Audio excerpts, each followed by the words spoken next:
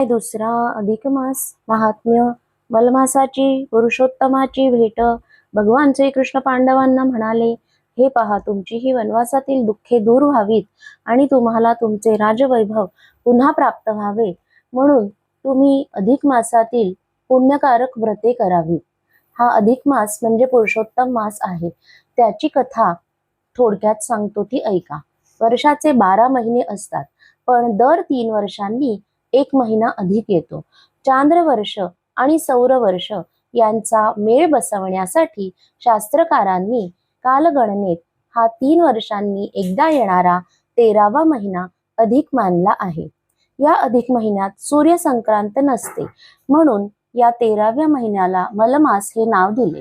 या मलमासात कोणतेही मंगल कार्य होत नाही, फक्त पुण्यकर्मेच केली जातात. या मलमासात मंगल कार्य नाही म्हणून अमंगल असा हा मलमास फारच दुःखी झाला. त्या अधिक मासात शुभ कार्य वर्ज्य म्हणून तो अशुभ मानला गेला.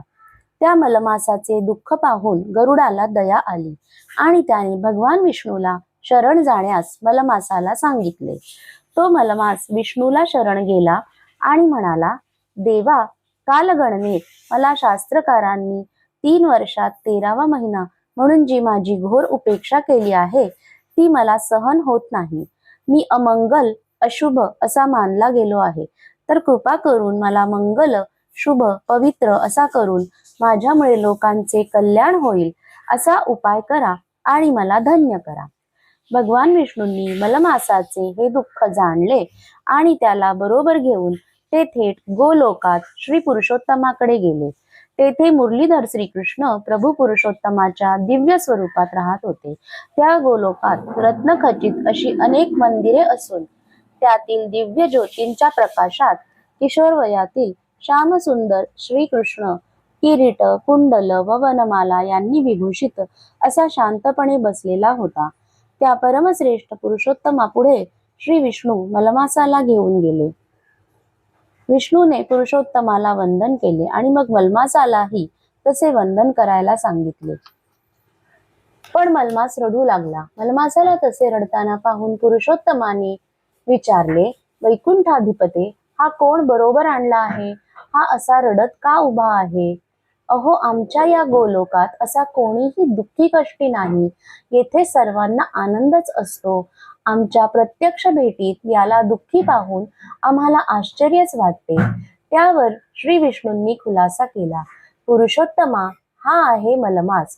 शास्त्रकारांनी सौरमास आणि चांद्रमास यांचा मेळ बसवण्यासाठी दर 3 वर्षांनी एकदा हा अधिक मास निर्माण केला. या अधिकात सूर्य संक्रांतच नाही आणि म्हणूनच हा अपवित्र मानला आहे. कोणत्याही मंगल कार्यात याला स्थान नाही, म्हणून हा दुःखी आहे. अरे, मग याला पुण्य कार्यात आपण सहभागी करू. स्नान, दान, व्रत, नियम यामुळे हा अगदी पवित्र असा श्रेष्ठ महिना होईल. याला मी प्रत्यक्ष माझेच नाव देतो. हा मलमास आता पुरुषोत्तम मास म्हणून प्रसिद्ध, पावन आणि पुण्यप्रद होईल. भगवान श्रीकृष्ण पुरुषोत्तमाने आशीर्वाद देऊन त्या दोघांनाही निरोप दिला. श्रीकृष्णार्पणमस्तु.